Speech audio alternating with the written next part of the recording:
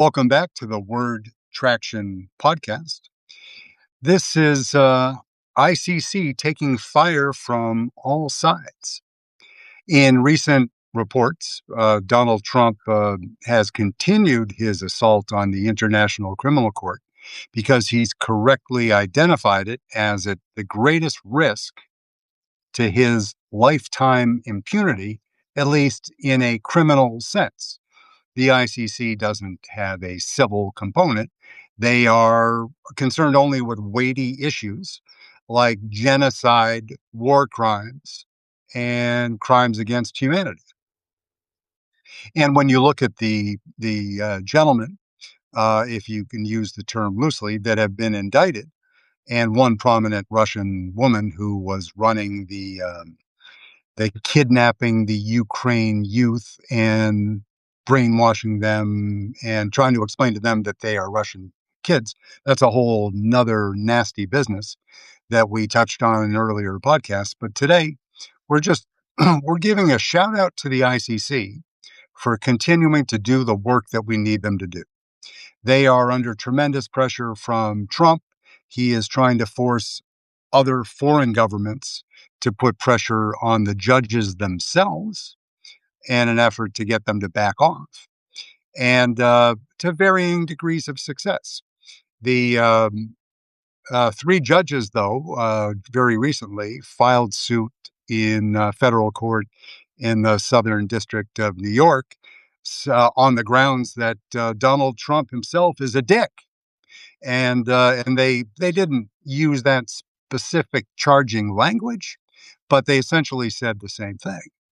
And they are pushing back to protect the institution that is the only effective tool against these warlords and other people like Donald Trump that behave like sovereigns and want to murder innocents and not be ever held accountable for the consequences of those actions. For the U.S., we can look back to innocents or marginally innocent people holding on to capsized boats in the Caribbean, but clearly posing no threat to the United States forces or the country as a whole, and the infamous double tap being being told by their superiors, the gunboat pilots, to circle back and make sure that they killed everybody involved in that one particular vessel. And they did that, and they will be probably facing charges for that, a couple of years down the line. We can be hopeful. The When you look at the top interests of the court, those that have been indicted before, you will not be surprised to know that Bibi Netanyahu and former Minister Gallant in Israel, there will be charges against and indictments issued for both Ben Gvir and Smotrich very soon. These are people that have committed war crimes beyond dispute. It's a matter of being able to get a hold of them in a country that is a signatory of the Rome Accord, and therefore they are. If you are traveling in a country, Canada and most of the countries in Europe that are signatories, then you are obliged, if there is a properly executed indictment, that you are obliged to hold them for the ICC, and they will be swiftly removed to The Hague to hear the charges against them. That is our best case scenario. That is our dream. Now, as I've covered on an earlier podcast, my dream quad setup at a prison condominium of bad actors was Putin, Netanyahu, Trump, and Bolsonaro.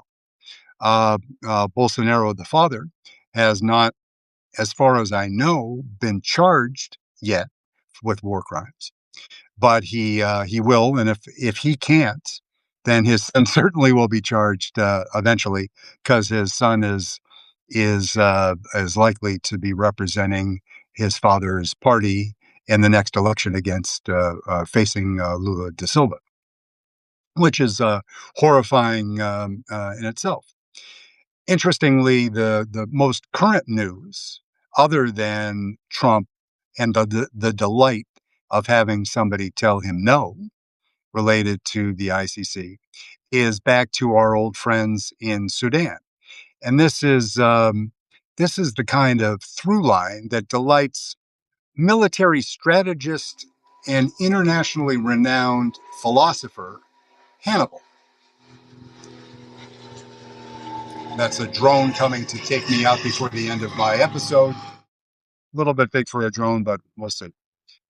The Hannibal I'm referring to, of course, is not the Carthaginian military genius that lived 200 years before Jesus Cristo came to the manger. This is Hannibal, the leader of the intrepid A-Team. That's a story for an entire different day, but it's he loved it. Hannibal loved nothing more than when a plan comes together. And when I think about the ICC and those that are on the hit list and the connective tissue, the through line, if you will, of all of these bad actors in Sudan, it brings everybody that we know and hate together in one little pool, one very dysfunctional gene pool of human beings. Vladimir Putin, the leaders of the UAE, the leaders of KSA, Kingdom of Saudi Arabia, by extension, members of Wagner Group, friends of Putin, Donald Trump. Right? And as a side note, Israeli involvement, but on a different level. But work with me on this one. If the new indictments against the RSF, the Rapid Response Force, that doesn't work, but we'll just call them that.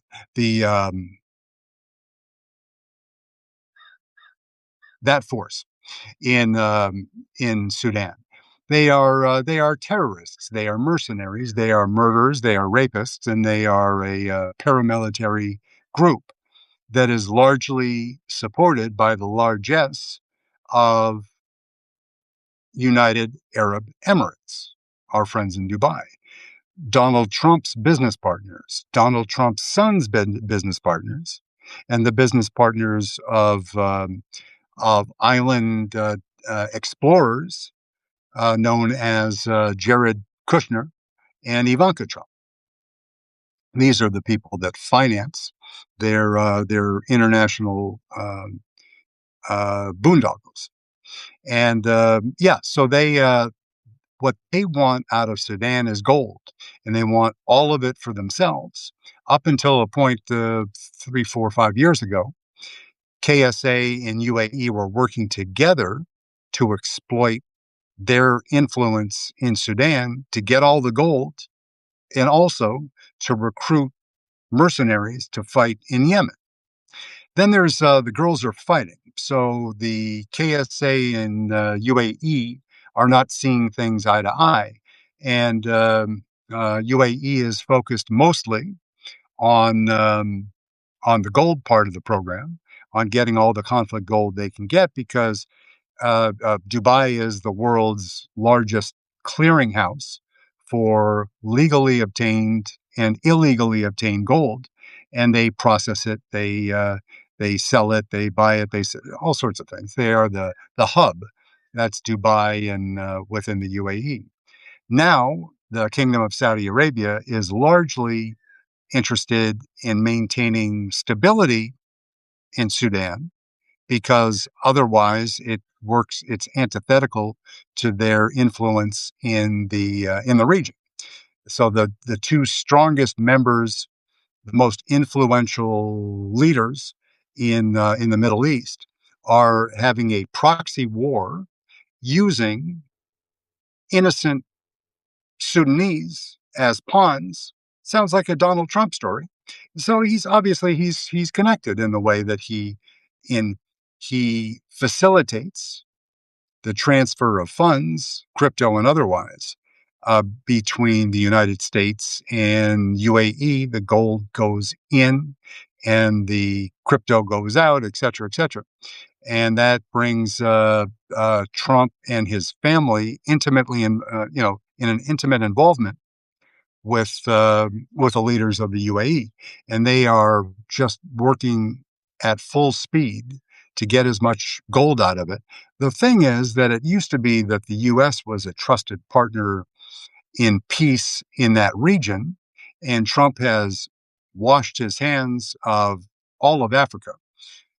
China, who has a great deal more influence there, also doesn't want to get involved. So these essentially the leaders of MBS and MBZ, the leaders of those two powerful countries, are operating like warlords in Sudan.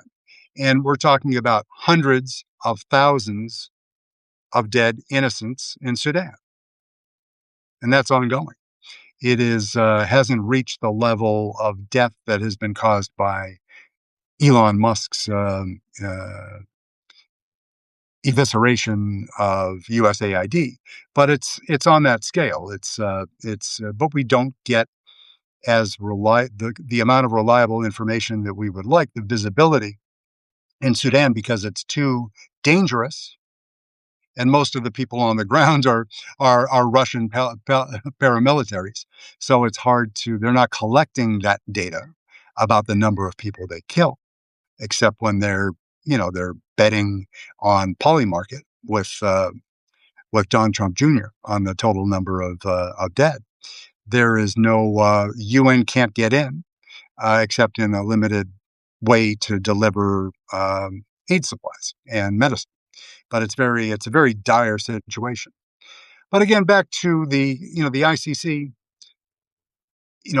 What is the call to action? What can we do to support the ICC, knowing that it's our best opportunity? I mean, obviously, the midterms matter the most right now. That's us. That was yesterday's episode, and that is us as Americans, as patriots, as lovers of this country.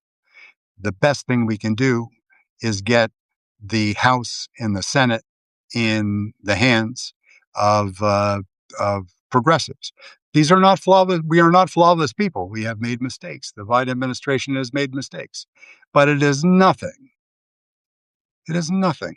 Listening to the eulogies about the splendors of the not quite dearly departed Lindsey Graham by John Thune, it was bordered on sickening. I don't interrupt people's practicing of their own faith and their beliefs of when you see me now, how you're going to see me later.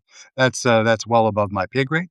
But it was a little bit sickening for those that realize that Graham's greatest legacy now, since Trump has been in office, is to facilitate and amplify Trump's power in lots of very miserable areas that result in starving children in the U.S.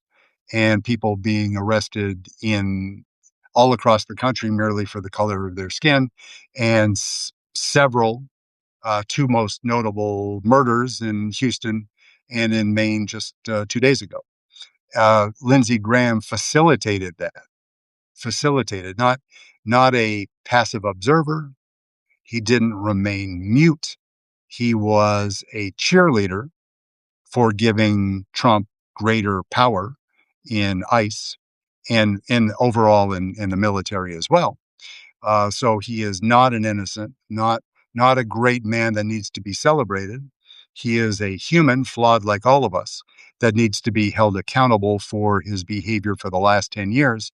Even if you point 20 years back to something that Lindsey Graham accomplished with John McCain that you think was reasonable and inured to the benefit of the United States and the citizens, that don't count.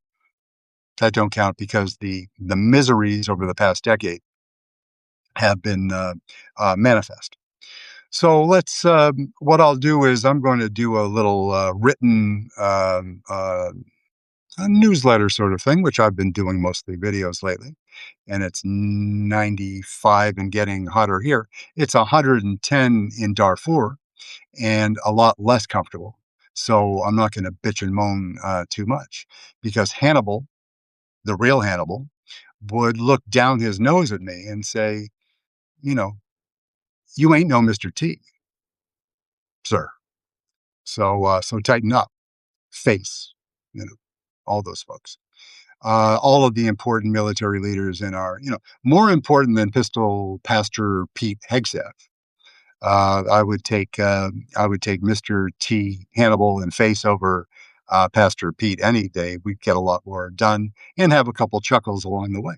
So yeah, so ICC, I'll look forward to the written portion of this program and what we can do to be supportive. It's, a lot of that strength and support will come from our EU partners. The the difficulty is, excuse me, really getting excuse me, really getting toasty out here. That as the march of the fascists in France, Germany, and the UK continues, there will be more people in Europe willing to do Donald Trump's bidding regarding the ICC. So that's troubling. So we really need to get a EU-wide consensus now before that power dynamic shifts. We don't know the outcome of those elections, but we can read polls just like everybody else. And Marine Le Pen is going to do well in France in April into May of next year in 2027. The state victories for the AfD in Germany are going to turn the direction of travel, if not overturn the entire governing structure in Germany. And those are the two most important economies in the region. So we need to treat this as the emergency that it is, because the impunity free travel golden ticket John Roberts and the U.S. Supreme Court gave to Donald Trump, there's no chance of shattering that impunity in the United States. The ICC is really our last resort. So we need to preserve that in some meaningful way. And that means, you know, Ro Khanna and our representatives, our responsible members of the world community, need to share that desire for the like thinking and like minded individuals in the US that say that the ICC is important and we need to behave like it matters, because it does. So I will leave it at that. I'll have something written. Oh, fighting a few AC battles and other mechanical issues around here. So it may be tomorrow before I do a more detailed post on this issue. But as when you have 5 minutes, if you're not familiar with the history of the ICC that ironically came into existence just as Vladimir Putin was coming to power in Russia. What wonderful timing. And how can we preserve that wonderful organization so they can do their good work? They are flawed too. The head of the ICC is under investigation by the UN for something that, if you'll excuse me, is closer to a workplace relationship variety than Epstein files. Any breach of norms that puts a female employee in an uncomfortable work environment is deplorable. But what this gentleman is being investigated for by the UN division that handles such things is having an affair with a subordinate some time ago.